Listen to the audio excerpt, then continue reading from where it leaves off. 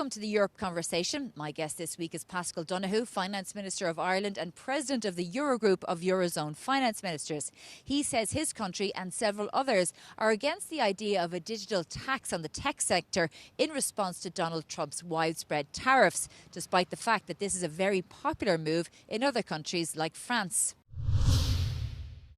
Paschal Donohoe, President of the Eurogroup and Finance Minister of Ireland, thank you very much for joining us on the Europe Conversation. Shona, thank you for having me on. Good. Well, look, let's start with the EU-US trade negotiations. We know that the EU has for some time now been offered a zero for zero tariff rate, but the US is not satisfied with that. It wants much greater access to the EU's markets when it comes to agriculture and other areas. And a lot of people would say that they'd like to see huge deregulation when it comes to the tech sector, the DSA, the DMA. Can you say that the EU is not for that, not for lowering standards for the sake of a deal? So we're not for lowering standards for the sake of that.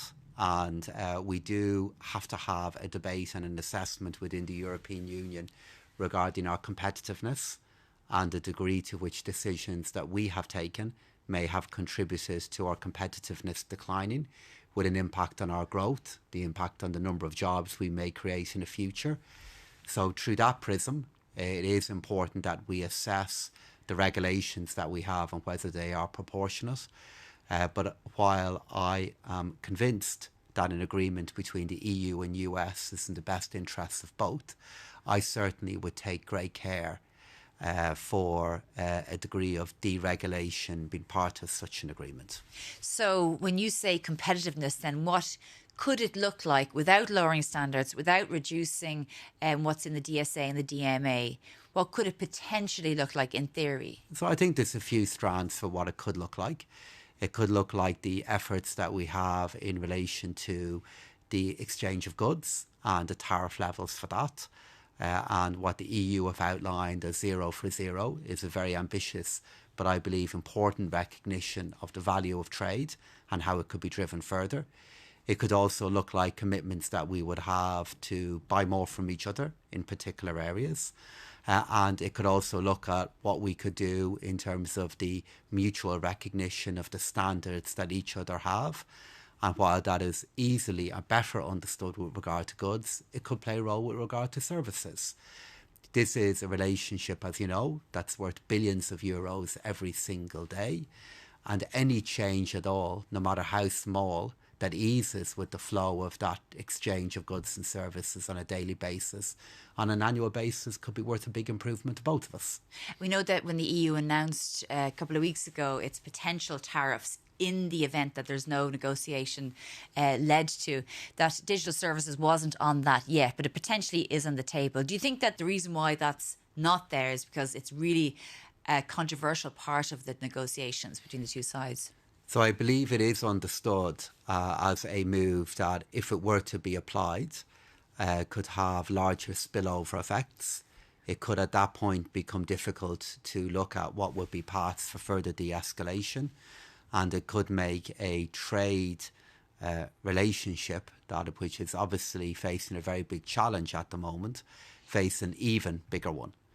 Ireland and I have long-standing concerns regarding the role and use of digital services taxes, and my sense is that in the debate that is now taking place at the moment, it is understood as an option, but it's also understood as an option that could have very significant consequences. Indeed, but countries like Germany and France, particularly France, would push for something like that. And I think it's inevitable in a negotiation like this that is taking place, that different members of the European Union will have different views. That is, after all, I believe, our strength.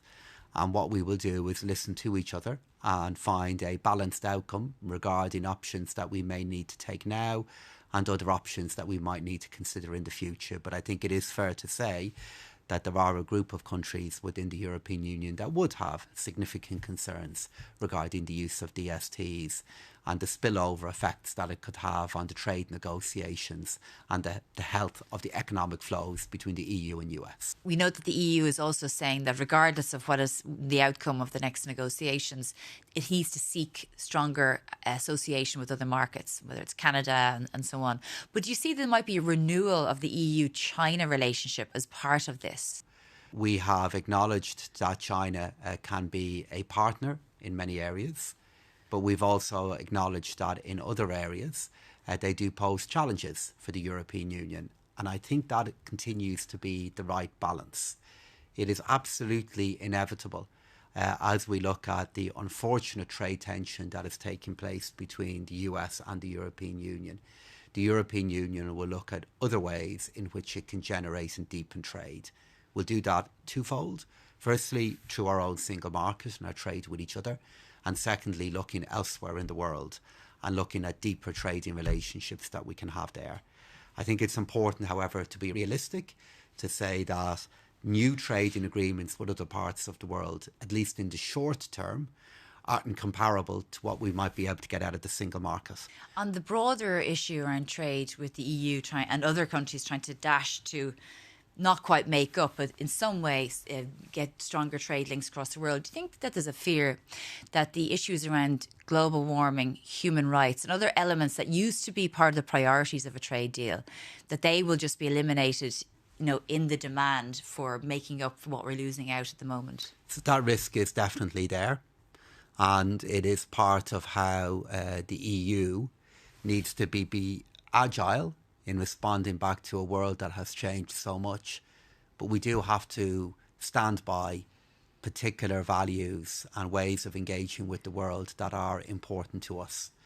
I think it is likely in trade negotiations that will happen elsewhere, that the reference that those particular issues would have got will, I fear, go down.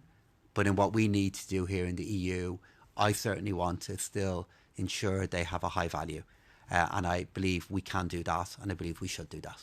So just moving on to defence, which obviously is the most important issue almost at the moment.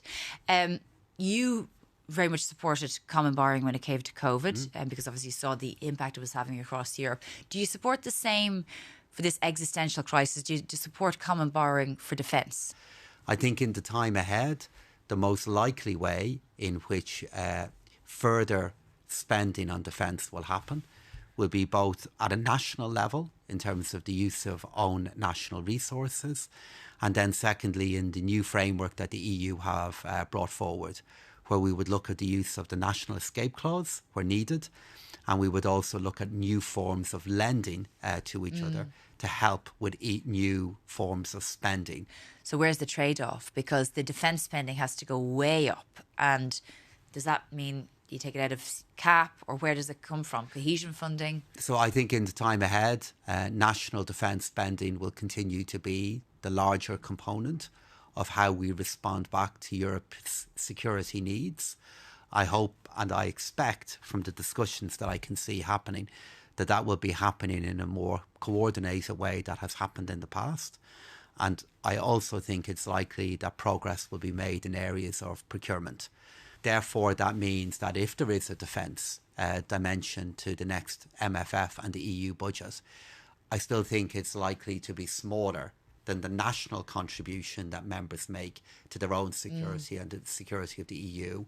And therefore, it is possible that the knock-on effect that it will have on other priorities within the EU budget may be smaller than we think at the moment. But, you speak to any Prime Minister, Foreign Affairs Minister, Defence Minister across Europe, they all say the same thing, that this needs to be a unified European response to this existential threat, that it actually has to be much bigger than what has been sort of offered in rearm, and that it has to be European-wide.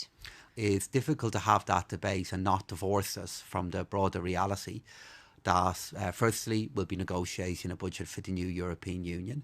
Secondly, Next Generation EU, which is the new form of common borrowing that we have to deal with the crisis of a number of years ago of the pandemic, that is still happening and still being evaluated. And debt in relation to all of that both still has to issue and still has to be refinanced and dealt with at some point in the future. All of those things are going to come together. What's your assessment of the fact that Europe really has to do this alone now, because the US is telling Europe we were shifting the burden. We're not sharing the burden, we're shifting the burden of European security to the European continent alone. I think that logic applies to so many elements now of the European Union, which is why I made the point to you there, Shona, that we can't have the debate about defence and security, as existential as it is, but have that debate without reference to very other big things that are going to happen now with regard to the EU. But a theme of what is now happening is the rules, the institutions that were set up in the aftermath of World War II, set up with American leadership. They're now being challenged, they're being contested. The institutions that we know, the rules in relation to trade and tax, are all now open for renegotiation. That is now what is happening. Was Macron and Draghi right when they said Europe is mortal and it could die? All political order is mortal. All political order, if not capable of dying, is capable of declining. That is one of the many lessons that we have from the study of history.